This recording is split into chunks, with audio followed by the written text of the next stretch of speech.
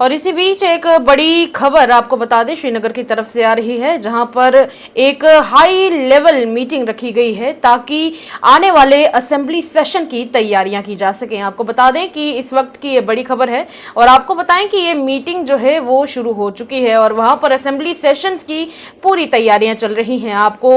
एक बड़ी खबर आपके साथ अभी हम लोग शेयर कर रहे हैं कि एक तरफ जहां असेंबली सेशन 23 अक्टूबर से शुरू होने वाला है और उसको लेकर सारे असेंबली सेशन के अरेंजमेंट से शुरू हो चुके हैं। असेंबली सेशन की अगर बात करें तो जहां पर 23 अक्टूबर का सभी एमएलएस को इंतजार है और रही बात ऐसे भी एमएलएस कुछ हैं जो अभी फिलहाल आने की सिचुएशन में नहीं है पर आने की पूरी कोशिश कर रहे हैं, जैसे कि महराज मलिक के आने की पूरी कोशिश हो बताई जा रही है और कहा जा रहा है कि उनके आने के भी यहाँ पर चांसेस बन सकते हैं। पर इसी बीच अभी श्रीनगर में ये खास मीटिंग चल रही है। इस मीटिंग को हेड कर रहे हैं स्पीकर अब्दुल रहीम राठर और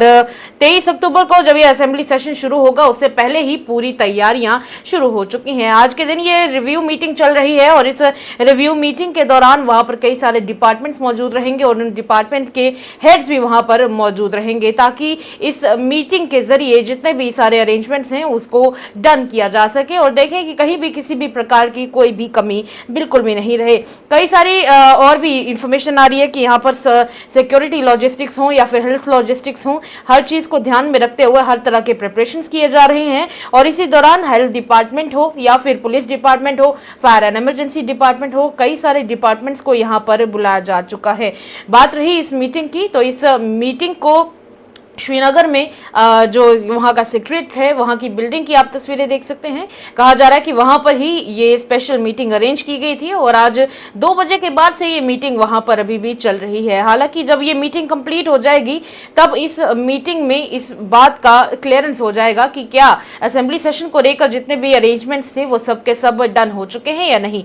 आपको फिर से बता दें कि 23 अक्टूबर के दिन ये असेंबली सेशन शुरू होने जा रहा है और इसी बीच ये देखने को मिलेगा कि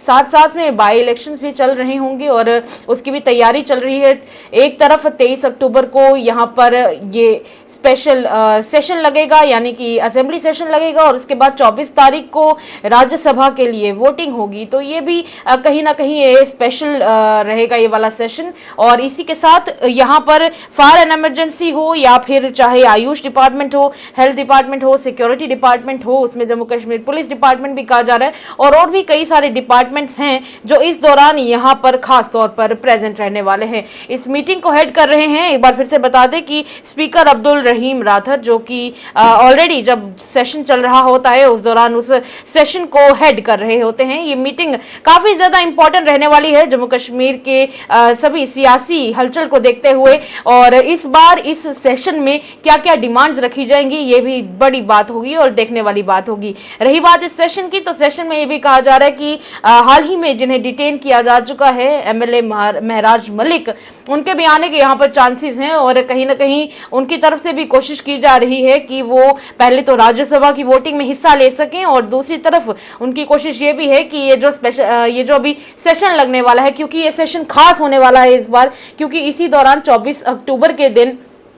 ये राज्यसभा के इलेक्शंस होने वाले हैं। इसलिए कहा यह जा रहा है कि एमएलए महराज मलिक की तरफ से और उनकी टीम की तरफ से, लीगल टीम की तरफ से पूरी कोशिश की जा रही है कि इस सेशन में और इस राज्यसभा के चुनावों में उनकी प्रेजेंस जरूर देखी जा सके। अब दूसरी तरफ जरूरी ये रहेगा और इंपॉर्टेंट देखना यह रहेगा कि इस बार के असेंबली सेशन में क्या क्या खास होने वाला है, क्या लोगों के लिए कुछ निकल कर आने भी वाला है या फिर एक बार फिर से सभी एमएलए की आपस में लड़ाई झगड़ा ही देखने को मिलेगा। पिछली बार अगर पिछले साल की बात करें तब भी जब श्रीनगर में सेशन लगा था तब भी ये देखने को मिला था कि भारतीय जनता पार्टी के लीडर्स वहां से भारत माता की जय के नारे लगाते हुए बाहर आए थे और इस बार जो जम्मू में सेशन लगा था तब उस दौरान ये देखने को मिला था कि भारतीय जनता पार्टी के एमएलए वर्सेस महराज मलिक की बहुत बड़ी कंट्रोवर्सी बनी थी। रही बात जनता की, जनता के लिए क्या खास निकल कर आया था, कुछ भी नहीं, क्योंकि जाहिर सी बात है कि काफी सारे एमएलए अपने अपने रीजन्स की बातें लेकर आए तो थे वहां पर, लेकिन कुछ कंक्लूजन नहीं निकल पाया।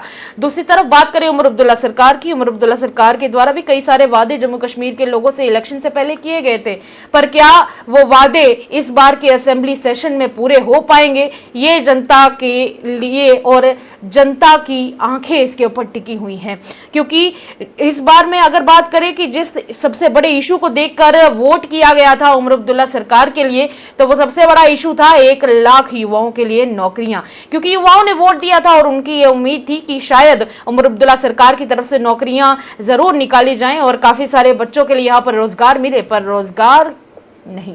नहीं मिल पाया वो खास रोजगार। और जिस तरीके से पिछले दिनों नायब तहसीलदार की रिक्रूटमेंट्स को लेकर इशू बना हुआ था, भाषा के आधार पर भेदभाव की बातें की गई थी, पर उसके बाद जब कैट का डिसीजन आया तो उसके बाद अब जुलाई से लेकर अगस्त, सितंबर, अक्टूबर आ चुका है, पर अभी तक नायब तहसीलदार की रिक्रूटमेंट्स के ऊपर कोई भी नई एडवर्टीजमेंट या फिर यूं कहे कोई भी नई अपडेट सामने नहीं आई है। तो देखने वाला जो बात होगी इस सेशन की वो यही रहने वाली है कि क्या इस बार जनता के लिए कुछ खास, कुछ बड़ा निकल कर आएगा या नहीं निकल कर आएगा। देखते रहिए, तमाम अपडेट्स के लिए the earth news special report में इतना ही।